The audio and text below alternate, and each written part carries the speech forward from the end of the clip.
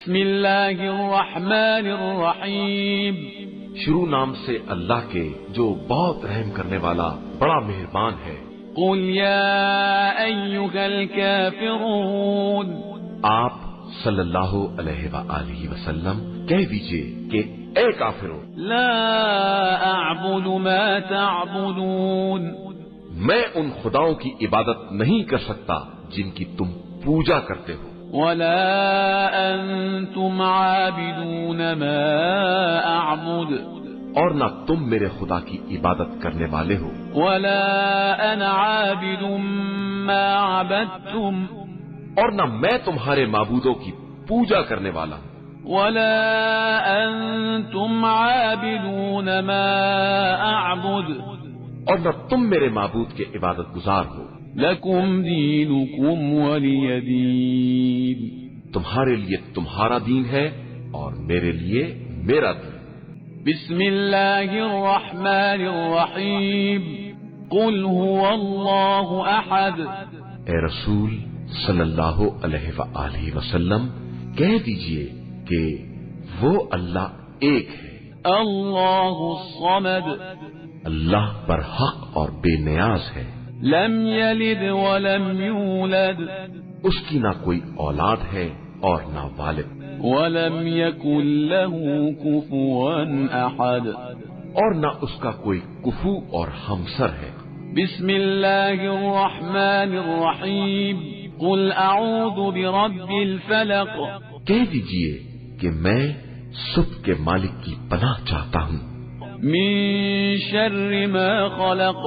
تمام مخلوقات کے شر سے، ومن شر غاسق اذا وقب، اور اندھیری رات کے شر سے جب اس کا اندھیرا چھا جائے، ومن شر النفاثات في العقد، اور گنڈوں پر پھونکنے والیوں کے شر سے، ومن شر حاسد اذا حسد، اور ہر حسد کرنے والے کے شر سے جب بھی وہ حسد کرے۔ بسم اللہ الرحمن الرحیم، قل اعوذ برب الناس، اے رسول صلی اللہ علیہ وآلہ وسلم کہہ دیجئے کہ میں انسانوں کے پروردگار کی پناہ چاہتا ہوں، ملک الناس، جو تمام لوگوں کا مالک اور بادشاہ ہے، الہ الناس، سارے انسانوں کا معبود ہے، من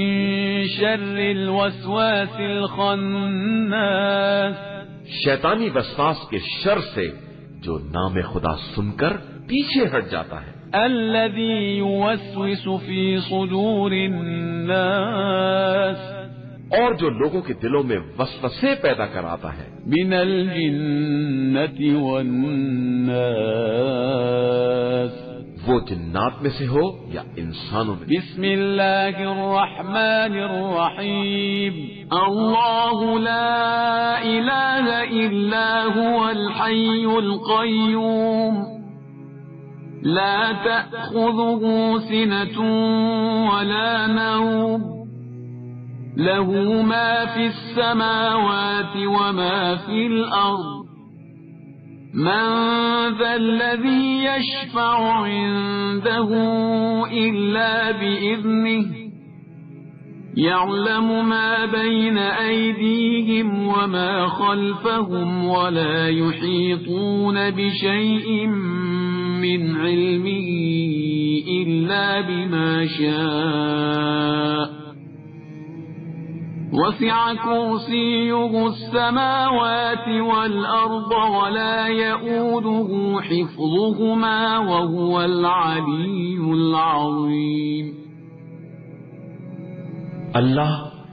جس کے علاوہ کوئی خدا نہیں، زندہ بھی ہے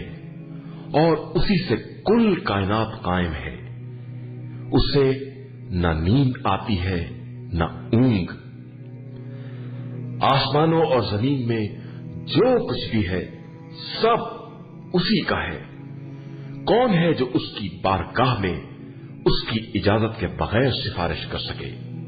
وہ جو کچھ ان کے سامنے ہے اور جو پس پشت ہے سب کو جانتا ہے، اور یہ